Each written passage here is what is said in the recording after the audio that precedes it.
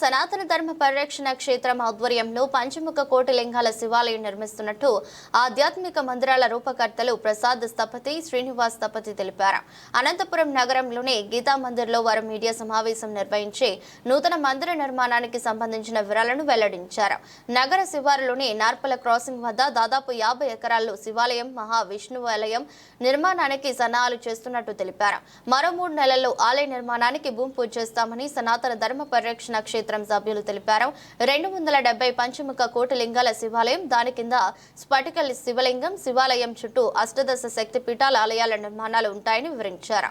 100 అడుగుల పీఠంపై 108 అడుగుల నారాయణుని కాంస విగ్రహం ఏర్పాటు చేస్తామన్నారు. దేవాలయాల ఎదురుగా 54 అడుగుల గరుడ నంది విగ్రహాల నిర్మాణం జరుగుతుందన్నారు. వైదిక ధర్మాలను, ఆరాధన పద్ధతులను నేర్పించే పాఠశాల, డిజిటల్ గ్రంథాలయం కూడా నిర్మిస్తున్నట్టు వెల్లడించారు. పట్టణంలో హరిహర క్షేత్రం అనే పేరుతో ఒక గొప్ప ఆధ్యాత్మిక కేంద్రాన్ని నిర్మాణం సంకల్పించినట్టుగా ప్రకటించడానికి నేను ఎంతో సంతోషిస్తున్నాను.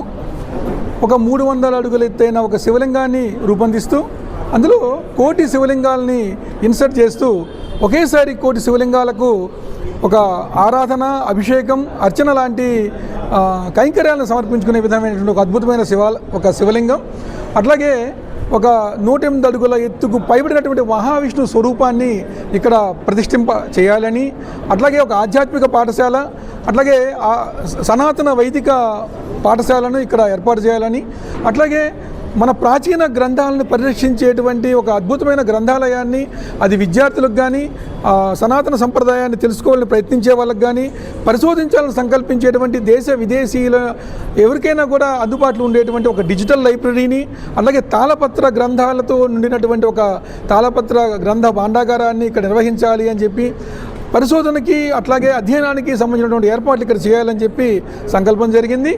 అట్లాగే ఇక్కడ వైదిక మతాన్ని, హిందూ మతాన్ని ఆచరించేటువంటి వారి యొక్క సాధనకు వీలైనటువంటి యోగ సాధన కానీ, ధ్యాన సాధన కానీ, లేదా కీర్తన కైంకర్యానికి కానీ వీలైనటువంటి ఏర్పాట్లు చేయాలని, అట్లాగే మన వైదిక సంప్రదాయంలో ఉండేటువంటి త్రిమతాలకు ఇక్కడ స్థానం ఉండాలి అని.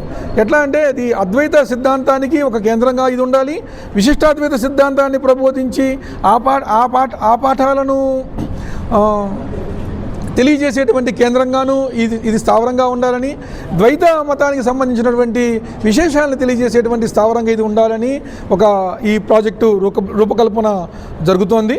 అట్లాగే మనకి ఉన్నటువంటి ఈ శైవం కానీ, వైష్ణవం కానీ, శాక్తేయం కానీ, సౌరం కానీ, గానాపత్యం లాంటి వివిధ రకాలైన ఆరాధన పద్ధతులన్నింటినీ ఇక్కడ నేర్పించేటువంటి, ఆచరింప చేసేటువంటి విధానాలన్నిటితో కూడినటువంటి పాఠశాల, అట్లాగే అలాంటి పంచాయతీల దేవాలయాలని ఈ ప్రాజెక్టులో రూపకల్పన చేస్తూ సనాతన వైదిక సిద్ధాంతాలు ఏవైతే ఉన్నాయో వాటికి ఒక కేంద్రంగా ఇది భాసిల్లాలి అన్నట్లుగా ఇక్కడ ఈ ప్రాజెక్ట్ని రూపకల్పన చేయడం జరుగుతుంది.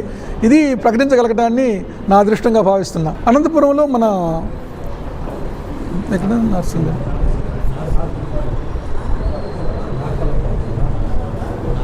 నాట్పల్ల క్రాసింగ్ దగ్గర ఉండేటువంటి చిన్న కొన ప్రదేశంలో చేస్తున్నాం.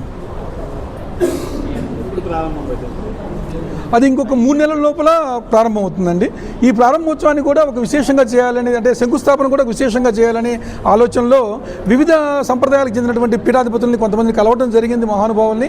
వాళ్ళందరూ ఎంతో దయతో దీనికి ఆశీర్వాదం తెలియజేశారు. అట్లాగే ఇంకా కొంతమంది మహానుభావులైనటువంటి స్వామీజీ మహారాజుల్ని కలిసి వారి ఆశీస్సులు తీసుకొని వారిని ఆహ్వానించి ఇది చేయాలనేది ఒక ఆలోచన. అట్లాగే కేవలం దక్షిణ భారతదేశం కాకుండా ఉత్తర భారతదేశం నుంచి ఉండేటువంటి స్వామీజీలను కూడా కొంతమందిని ఆహ్వానించడం జరిగింది. వారు కూడా తప్పకుండా విచ్చేస్తూ ఉన్నారు. అందరికీ అనుకూలమైనటువంటి ఒక డేట్ తీసుకొని ఒక 3-4 నెలల లోపల దీని శంకుస్థాపన చేయాలని చెప్పి ప్రణాళికలు సిద్ధం చేస్తున్నాం. 25 ఎకరాల పైబడిన ప్రాంతంలో ఇది మనం చేస్తున్నామండి. ప్రదేశం కూడా మనం అవసరమైతే ఇంకొంచెం ఎక్కువ ప్లేస్ కూడా తీసుకొని చేద్దామని ఆలోచనలో ఉన్నాం. ఇప్పటికి 50 ఎకరాల సేకరణ జరిగింది. ఈ 50 ఎకరాల్లో కొంత ఆలయ సముదాయము, ఒక 25 ఎకరాల ఆలయ సముదాయము, కొంత మిగతా స్కూల్సు, డివోషనల్ హాస్టల్స్ ఇటువంటి అనుకున్నాం. అవసరమైతే ఇంకొంచెం ప్లేస్ కూడా తీసుకొని మనం చేద్దామని చెప్పి అనుకుంటాం. అత్యంత వేగంగా అభివృద్ధి చెందుతున్నటువంటి జిల్లాల్లో అనంతపూర్ జిల్లా ఒకటి. ఆల్రెడీ ఇక్కడ పెద్ద పెద్ద అంతర్జాతీయ పరిశ్రమలు వస్తున్నాయి. ఇంకా ఎన్నో ఒక కియా కార్ల ఫ్యాక్టరీ కానీ ఇంకా ఎన్నెన్నో పారిశ్రామిక కేంద్రంగా ఏర్పడబోయేటువంటి జిల్లా ఇది. నాకు తెలిసి ఇంకో 10-12 సంవత్సరాల్లో ఈ జిల్లాలో విపరీతమైనటువంటి జనాభా పెరుగుతుందని నేను భావిస్తున్నా, ఊహిస్తున్నా. ఎక్కడైతే ఈ సంపద పెరిగిందో, ఎక్కడైతే ఈ పెద్ద పెద్ద బాధ్యతలు పెరిగాయో ఆటోమేటిక్గా స్ట్రెస్ లెవెల్స్ కూడా పెరుగుతాయి. ఖచ్చితంగా భగవంతుడు అవసరం అవుతాడు ఒకటి. రెండవది, బెంగళూరు ఎయిర్పోర్ట్కి చాలా దగ్గరగా ఉంటుంది, పుట్టపర్తి ఎయిర్పోర్ట్కి కూడా చాలా దగ్గరగా ఉంటుంది. అట్లాగే నాకు తెలిసి అనంతపూర్లో కూడా బహుశా ఇంకా అభివృద్ధి చెంది ప్రయాణ సౌకర్యాలు మెరుగడే అవకాశాలు ఉన్నాయి. విపరీతంగా జనాభాను, ఎంప్లాయ్మెంట్ ఇదంతా పెరుగుతుంది అని నేను భావిస్తున్నాము. అట్లాగే ఒక 10 సంవత్సరాల తర్వాత ఈ రూపురేఖలు చాలా వేగంగా మారేటువంటి అవకాశం చాలా ఉంది. అలాంటి సమయంలో ఈ ప్రాజెక్టు చాలా వైభవంగా ప్రజ్వరిల్లుతుంది, అంటే ఫేమ్ అవుతుందని చెప్పి భావిస్తున్నాం. దీనికంటే ముఖ్యంగా గత కొన్ని దశాబ్దాల నుంచి దామోదర గౌరంగ్ దాస్ గారు మన అనంతపూర్ ఇస్కాన్లో అక్కడ తమ యొక్క కైంకర్యాన్ని సమర్పించుకుంటూ ఉన్నారు. వారికి ఉండేటువంటి అనంతపూర్ మీద ఉండేటువంటి ఒక ప్రేమ చేతను, వారికి ఇక్కడ ఉన్నటువంటి ఎంతోమంది వారి యొక్క సహచరులు కానీ, వారి కృష్ణా డివోటీస్ కానీ, అట్లాగే ఎంతోమంది మద్దతుదారులు ఇక్కడ వారి కోసం ఉండటము, దానివల్ల ఒక చక్కటి వాతావరణం ఇక్కడ ఇటువంటి ప్రాజెక్ట్ చేయడానికి ఏర్పడింది.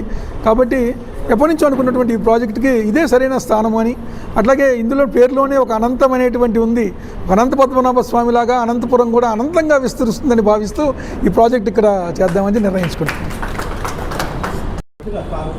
నా పేరు శ్రీనివాస్ స్థపతి, రాజమండ్రి. ఇందులో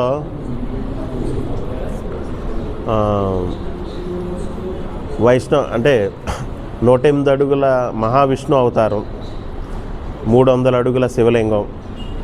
దీని ప్రత్యేకతలు సూచనప్రాయంగా, డిజైన్ ఇంకా పైన అవ్వలేదు. శ్రీచక్రాకారంలో, వృత్తాకారంలో ప్రాకార మండపం వచ్చి సెంటర్లో ఒక పెద్ద ఆలయం నిర్మించి ఆలయం పైనే విష్ణుమూర్తిని పెట్టాలనేది ఆలోచన. అది ఆ శ్రీచక్రంలో కొంత రామలీలలు, కొంత కృష్ణలీలలతో సహా వైష్ణవ సాంప్రదాయంలో మన విష్ణుమూర్తి. అలాగే శివలింగంలో పానమట్టం కాకుండా శివలింగమే 10 ఫ్లోర్లు వచ్చేలాగా, 10 ఫ్లోర్లో ఒక్కొక్క ఫ్లోర్కి 1,00,000 లింగాలు చొప్పున ఒకేసారి పాలాభిషేకం కానీ,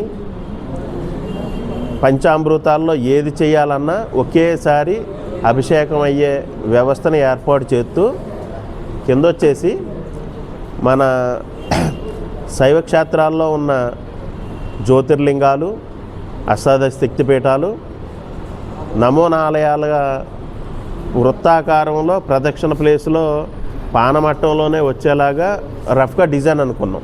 అది ఇంకా అభివృద్ధి చేయవలసిన అవసరం ఉంది. ఇదైతే కనుక